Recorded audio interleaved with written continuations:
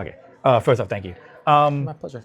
A day like this, talking about AI, your thoughts just how much has AI been really a threat these days in your opinion? Because you're talking about, you have to have a set floor for regulations and stuff like that. How much do you guys conceive AI to be a threat? It's a huge threat, but it's also a huge tool for good. It's both at once at the same time, and like not unlike a lot of technologies. It's how it's deployed, how it's used, in whose hands it's utilized, and for what purpose. So it can save lives and improve health and improve efficiency and capacity and make grow our economy, and it can abuse people and harm people and discriminate against people and violate privacy and create misrepresentation and deep fakes and hurt our election system. It can do all of it. So we need to capture the upside, the good things, and guard against the downside. And that's what sound, thoughtful regulation is for. And like any technology, it requires sound, thoughtful regulation, and that's dynamic, that's in process, that's happening now. I think there's some quote unquote low-hanging fruit where certain types of deep fakes or child sexual abuse material is being guarded against, and watermarking and unique identifying for AI-generated materials is happening, but there's going to be more to do, and so we have to just be nimble and continue the thoughtful approach to AI. You mentioned regulations. We were talking earlier. How hard has it been to kind of try to pass regulations for AI, considering First Amendment freedom of speech and stuff, and stuff along those lines? It's not hard in terms of First Amendment potential prohibitions. There's been tons of bills already introduced, already passed that apply to AI. There have been some bigger, more aggressive ones that are more comprehensive and cover more ground that have not passed. So, but the concern hasn't been the First Amendment or freedom of speech. It's mostly been political will. When it comes to the elections, and I mean, we talked about the elections people talk about the elections being rigged and AI kind of being a part of it. It really kind of goes beyond 2020, maybe more 2016, 2015 maybe. Your thoughts on that and how, I think a lot of people are scared to let AI near the elections. Two-part, why let AI near elections, but also what are the benefits of having AI kind of help with elections, if that makes sense? Yeah, well, I mean, I'll first say that this idea that any election has been rigged is a figment of people's imagination. Trump, let me be clear about it, has basically taken a position that if he wins, the election has been fair. If he loses, it was rigged. And, he continues to deny the fact that he lost the 2020 presidential election. He lost. He lost. He lost. Don't know any more clear way to say it. And right. So, but through repetition, because he's the president, because he has a big bully pulpit, because he refuses to acknowledge the truth, this idea of a rigged election has gotten some traction in some places, but it's a fallacy. It's a figment of his imagination, period, full stop. AI had nothing to do with it. His claims that were false or anything that happened in that election. AI, again, it can enhance defenses against AI-generated attacks. There's some irony in that. It can help make the work of folks, election officers, more efficient, increase their capacity. Maybe we'll get quicker results with AI if it's secure and there's integrity and it's safe. So AI should be respected, but it shouldn't be irrationally feared. And so it can be used for good, but we need to be realistic about the downsides. So I don't think there's any absolute here, like AI should never be part of elections. It can be in thoughtful, sound, safe ways that enhance the democratic process. And it should be guarded against when it's a threat and when it can attack and harm the election process. I'll end with this, Connelly, you got to go. There's a big focus today in you and Dr. Weber's speech about the sanctity of elections and keeping everything pure. Chuck, you mentioned the experience coming from the Philippines. From ask which island? Luzon, the big island, Manila. I was born in Kansas City. Okay. So let me ask you, talk about, when you left when you were younger, Ferdinand Marcos, I think, was the one that came in. Talk about just kind of keeping, with everything happening, keeping the sanctity of elections and how valuable it is in this country, considering you came from a time when you escaped a country that really kind of got rid of it, essentially. Yeah, I think it's really interesting and important that the two folks that were on the stage today talking about the integrity of our elections, protecting our democracy, defending against any attacks or efforts to undermine it, have personal stories where democracy and the right to vote for our families, and in our backgrounds was under threat. For Dr. Weber, it was her own father who wasn't able to vote in the South, and they moved to Los Angeles, and they became a place that lifted up the ability to vote. It became a voting location. And for me, we fled a country where the right to vote was being taken away. Free and fair elections were over and taken away from the people. Democracy was stolen from them by a dictator for 14 years until it was restored. So that is something that I keep in mind, in the sense that what we have here is special. It's important. Many countries do not have a peaceful transfer of power. It's by force, it's by fight, it's by war, it's by power, it's by strength, not by a process that we've all bought into and subscribed to, a social compact where we vote to decide who our leaders will be. Because we live here, we take it for granted. But it is special, and it is unique, and we must protect it and defend it. And it is at risk in some ways because of some of the rhetoric, because of some of the misinformation, the conspiracy theories, the denials. And elections and election integrity is sound, it is safe, it is strong in California. And you need to be constantly vigilant to make sure it stays that way. That means recognizing the threats and defending against them, and doubling down on what works and guarding against any emerging threats. So grateful to be able to work with Secretary of State Weber, but mostly all of these election officers here across the state. They're the heroes. They do this work with no recognition.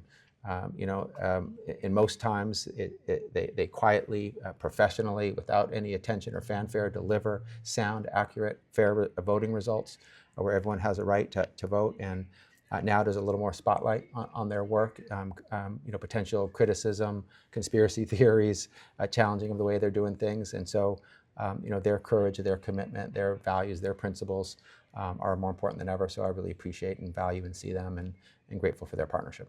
Yeah. Well, as the host of the conference, Contra Costa County, our office was responsible for the entire agenda.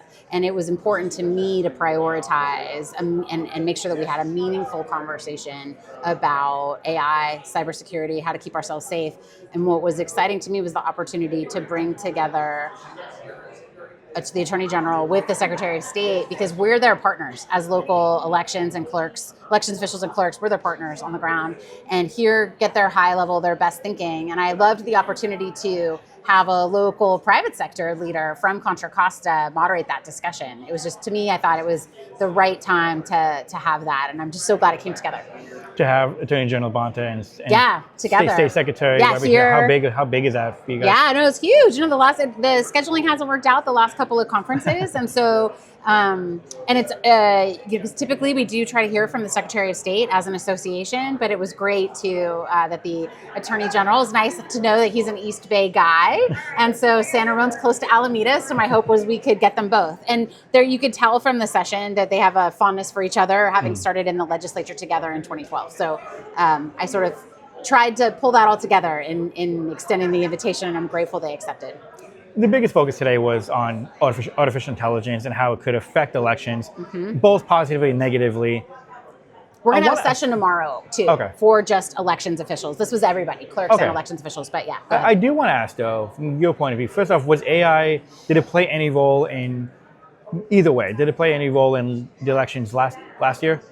We did not deploy artificial intelligence in our office related to anything. That's something that we're going to explore tomorrow at the conference with some national experts that are coming in with the elections group to talk about what the opportunities and how to do it well, and some things to think about to make sure that you don't have any problems, right? You need to think about how to secure that. I know that there are some offices that have used AI to help proofread their ballots, help make sure their translations are correct. And so those are some of the things that are going to be considered to how to help us improve access and help us avoid making mistakes, because we have to be perfect. So really like base level things for now. Stuff like that. Yeah. So with that said then, your thought on AI getting involved in elections, because when with the Attorney General and State Secretary speaking, they really preach the sanctity of elections. And I'm curious, to let artificial intelligence, especially with how it's being used, right, especially considering how Wild West it is right now, right, to let that mirror something that the country holds sacred in its own regard. What are your thoughts on that? Just because it does seem like it's one of those things where it's not a great decision to let that happen, but there are a lot of positives as well, if that makes sense. Well, just as an elected official that is a steward of public money, I need to think about the best way to comply with state and federal law and run a perfect election. You know, I have to make sure that our elections are efficient and they have to get the right outcome. And so that's what I was saying, is that the discussion tomorrow, right, because this is a week-long conference, or 3 days really, and we wanted to make sure that we could follow up today's sort of high-level discussion with hearing from practical experts that can help counties, so that we're making sure that, because on some level, we're under pressure to use AI to help us be more efficient and effective, but we absolutely need to make sure that we're protected. And so I know that my approach is to be super conservative. And my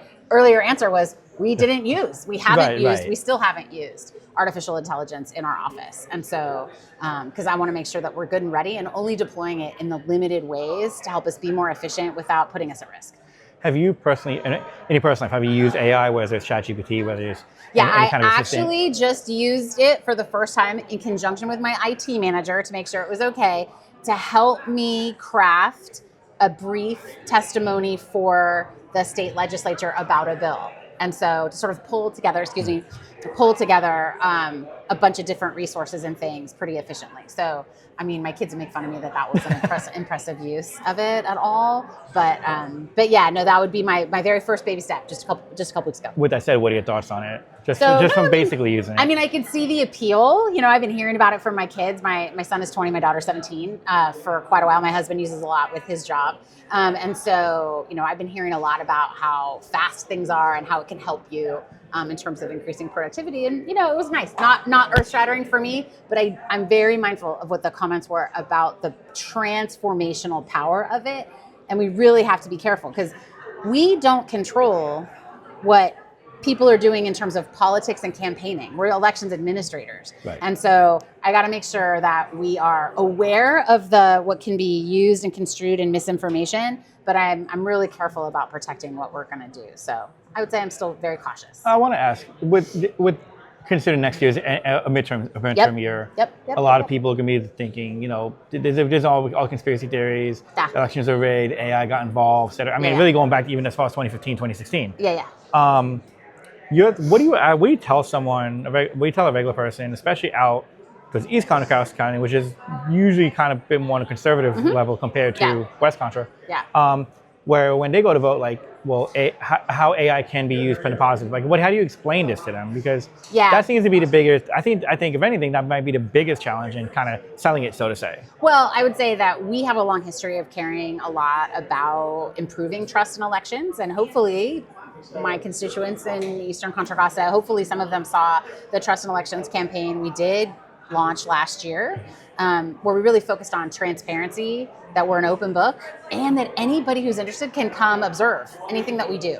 And so, because we are really proud about our processes, we comply with state and federal law, and we just put out simple messages constantly about what we do, why we do it. And for example, one of our ads was 2-step verification, try 48-step verification, because we try to tell the public of all the ways that we ensure that every vote counts and it only counts once. That was actually the opening remarks this morning from Supervisor Candace Anderson, was about the high degree of trust that Contra Costa voters have in our work. And I appreciated, you know, kind of the shout out that she gave us. So yeah, no, we feel good. We're always willing to be out in the community. We're so excited that we actually have 2 new staff people that are focused on they're bilingual and they're doing outreach, one Spanish, English, one Chinese speaker, English speaker.